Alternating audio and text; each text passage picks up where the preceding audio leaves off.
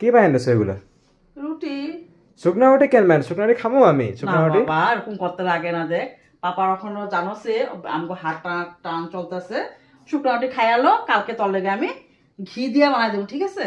হ্যাঁ কালকে ঘি দিয়ে তোরে বানাই দেবো। আজকে শুকনো রুটিটা খাইয়ালো। হ্যাঁ, কালকে ঘি হ্যাঁ লাগবো কিন্তু। হ্যাঁ ঠিক আছে, আমি তোরে কালকে ঘি দিয়ে বানাই দেবো। হ্যাঁ এখন তুই শুকনো রুটি খাইয়ালো। দেখ আমরাও বানাইছি, দেখ আমগুলোকেও বানাইছি শুকনো রুটি।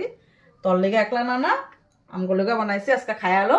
হ্যাঁ বাবা, কালকে আবারও তোরে ঘি দিয়ে সকালবেলা দেখিস একদম। নাহলে বাটার আছে, বাটার দিয়ে বানাই দেবো। হ্যাঁ হইব? কালকে লাগবো কিন্তু। হ্যাঁ তুই ওখানে শুকনো রুটিটা খাইয়ালো। এই যে আমরা সবাই খামো, ওই দেখ কতগুলা বানাইছি। এগুলা কি ফালাই দিমু ক? এগুলো ফালাতে পারলাম না। আটার দাম কত! আমাকে হেমন্ত মামা তো আটা দেয়নি না, খালি ডাইলে দিছে।